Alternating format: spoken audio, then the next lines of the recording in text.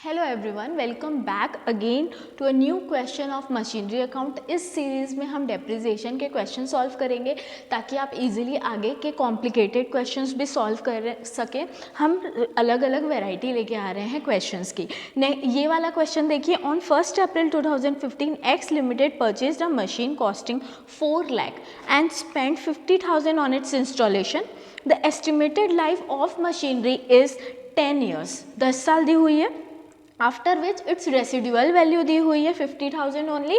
उसके बाद आपको लगाना है इसमें FIM लगाना है, प्रिपेयर मशीनरी अकाउंट्स, और जो बुक्स क्लोज हो रही हैं वो 31 मार्च को हो रही है।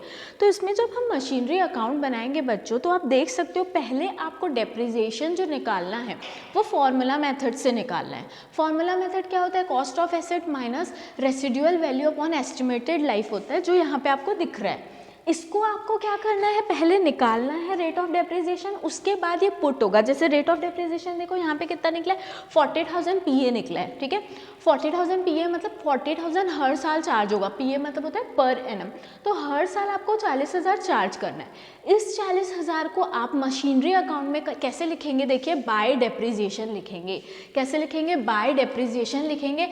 40,000 देखिए यहाँ पे आप चार्ज कर रहे हैं, हर साल 40,000 लग रहा है। बिकॉज यहाँ पे हर साल 40,000 लग रहा है तो इसको हम FIM मेथड बोलते हैं, that is fixed installment method बोलते हैं। अब देखिए मशीनरी अकाउंट को कैसे बनाया जाता है, अगर मैं आपको रिवाइंड कराऊं, समझाऊं, तो यहाँ पे आपको लिखना है मशीनरी अकाउंट के साथ 8 कॉलम्स बनाने हैं। और डेबिट से स्टार्ट करते हुए पहले आपको ये लिखना है कि मशीनरी आपने ली है। तो जब आप मशीनरी लेते हैं तो आप डेबिट करते हैं। ठीक है, डेबिट आपका देखिए 4 लाख और 50,000 का क्या है आपका इरेक्शन चार्जेस हैं। इरेक्शन चार्जेस है ना, मतलब इंस्टॉलेशन है। तो इन दोनों को आप ऐड करोगे तो 4,50,000 आता। इस क्वेश्चन में अगर रेट दिया होता बच्चों तो हम इधर 10% लगा के यहाँ पे लगा देते 45,000 अगर पूरे साल का। बट इस क्वेश्चन में रेट नहीं दिया था, इसीलिए हमने फॉर्मूला मेथड से पहले क्या निकाला है, रेट निकाला है। मतलब हमने क्या निकाला है, अमाउंट निकाली है कि कितना एक्चुअली डेप्रिसिएशन चार्ज होगा। कितना एक्चुअली डेप्रिसिएशन चार्ज होगा, अभी हमने लिखा है 40,000। इस 40,000 को देखो हर साल हमने क्या किया है, चार्ज किया है। तो मशीनरी अकाउंट जब बनाते हैं ना बच्चों, तो हमको सबसे पहले कॉस्ट लिखनी पड़ती है। उसको आप कैश या बैंक यूज़ कर सकते हो, इसको 2 करके डेबिट करोगे। उसके बाद क्रेडिट आप क्या करोगे, जब आप डेप्रिसिएशन चार्ज करते हो। वाई? बिकॉज जर्नल एंट्री में डेप्रिसिएशन टू मशीनरी आता है, इसीलिए डेप्रिसिएशन क्रेडिट होगा। इन दोनों को माइनस करोगे तो आपका बैलेंस निकलेगा। फर्स्ट ईयर का बैलेंस देखो बच्चों कितना निकला है, 4,10,000 निकला है इस क्वेश्चन में। उसके बाद हमने क्या कर दिया, टोटल कर दिया। टोटल करने के बाद इस 4,10,000 को आपने क्या किया, ब्रॉट डाउन किया। ब्रॉट डाउन करने के बाद 40,000 फिर से चार्ज किया, बिकॉज ये SLM मेथड है। अगेन आई एम रिपीटिंग, अगर ये रिड्यूसिंग बैलेंस मेथड होता तो 40,000 नहीं आता, उससे कम आता। से अगर ये रिड्यूसिंग बैलेंस मेथड क्वेश्चन होता तो 4,10,000 पे 10% लगाते। क्यों?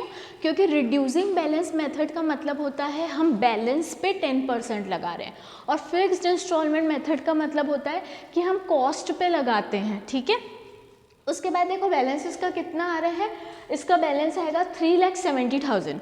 इस 3,70,000 को फिर से मैंने ब्रॉट डाउन किया है नेक्स्ट ईयर, देखो 2018 में अप्रैल 1। उसके बाद फिर डेप्रिसिएशन चार्ज करेंगे 40,000, बिकॉज इस क्वेश्चन में 3 ईयर्स का डेप्रिसिएशन चार्ज करना था बच्चों। तो 40,000 40,000 एंड 40,000 मैंने किया है, और 3,70,000 आपका क्या आ गया, टोटल आ गया।